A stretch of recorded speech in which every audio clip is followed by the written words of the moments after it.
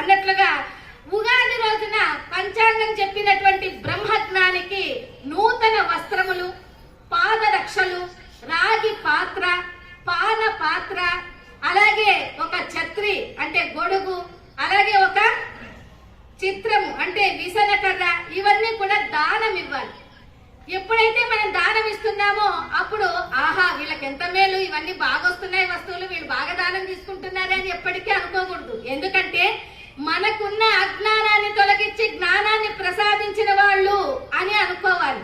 అంతేకాకుండా మనకున్న పాపాలన్నీ వీళ్ళకి ఈ దాన రూపంలో ఇచ్చాము అని అనుకునే దానం ఇవ్వాలి. ఆ విధంగా చేయాలి. అంతేకాకుండా ఈ రోజున ఉగాది రోజున చేయవలసిన మంచి పనులు ఏమిటి అంటే, మనకి ఎప్పుడైతే ఈ చైత్ర మాసం వచ్చిందో అప్పుడు ఎండ తీవ్రత అలాగే ఉంటుంది కనుక చలివేంద్రాలు మనం స్థాపింపజేయాలి. చలివేంద్రం అంటే తెలుసమ్మా? మంచి నీళ్లు, దారిన పోయే వాళ్ళకందరికి చల్లటి మంచి నీళ్లు గాని చల్లటి మజ్జిగ గాని వాళ్ళకి నిత్యము దానం చేస్తూ చలివేంద్రాలను ఈ రోజునే ప్రారంభించాలి. కనుక ఈ చలివేంద్రంలో ఎప్పుడైతే దారిన పోయే వాళ్ళకి ఇంకా ప్రాణభీతితో ఉండి నీరు దప్పికై ఆహా ఎక్కడైనా మంచి నీరు దొరికింటే బాగుండు తాగడానికి అనుకున్నప్పుడు ఈ చలివేంద్రంలో వచ్చి నీరు తాగారా, ఈ మన పితృదేవతలంతా కూడా మనల్ని సంతోషంతో ఆశీర్వదించినట్టే. ఎప్పుడైనా చూడండి మన పితృదేవతలు ఎప్పుడు సంతోషిస్తారు? మీరు కోటాను కోట్ల రూపాయలు డబ్బు సంపాదించినప్పుడు సంతోషిస్తారు కాదండి.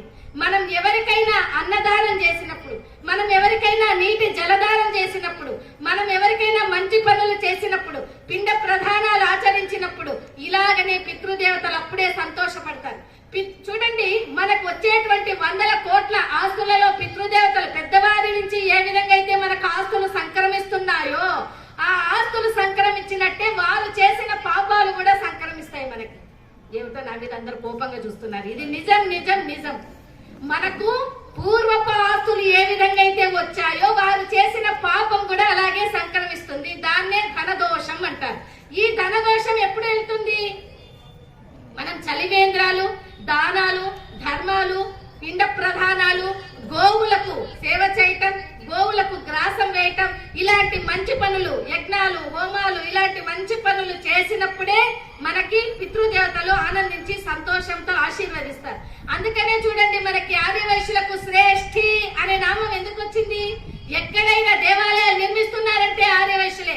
ఎక్కడైనా చలివేంద్రాలు నిర్మిస్తున్నారా, బావులు త్రవ్విస్తున్నారా, చెరువులు త్రవ్విస్తున్నారా, వైద్యాలయాలు, శిథిలాలయాలు, గ్రంథాలయాలు, ఉద్యానవనాలు, చలివేంద్రాలు, జలవనరులు, రక్తదాన శిబిరాలు, అన్న శిబిరాలు, ఇవన్నీ కూడా మనం ఎక్కడ ఎవరు ఇవన్నీ స్థాపించుతున్నారు అంటే ఒక్క ఆర్యవైశ్యుడే ఇవన్నీ చేస్తున్నారు. కనుకనే ఆర్యవైశ్యులకు శ్రేష్ఠి అనే నామకరణం వచ్చింది. శ్రేష్టమైన పనులు అంటే సూర్య చంద్రాదులు ఉన్నంత కాలం మనము శ్రేష్టమైన కార్యాలు చేస్తున్నాం కనుకనే మనకి శ్రేష్ఠి అనేటువంటి నామము మనకందరికీ వచ్చింది అని మనమంతా కూడా తెలుసుకోవాలి. ఈ విధంగా ప్రపంచమంతా కూడా ప్రకృతి ఒడిలో జీవిస్తున్నటువంటి ప్రకృతి సూర్య చంద్రుల పరివర్తనలోనే నడుస్తోందమ్మా. అందుకే ఈ కృష్ణ తిథులు, బహుళ పక్ష తిథులు ఇవన్నీ కూడా వస్తున్నాయి. చూడండి కాలానికి 2 రూపాలు.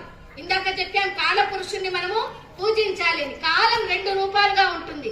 ఏమిటది? సాత్విక రూపము, తీవ్ర రూపం. సూర్య భగవానుడు ఏ విధంగా అయితే తీవ్ర రూపంలో ఉన్నాడో ఈ వేసవిలో, అదే విధంగా చలికాలంలో ఏ సౌమ్య రూపంలో ఉన్నారో కాలము కూడా అలాగనే సౌమ్య రూపము, తీవ్ర రూపం అని ఉంటుంది.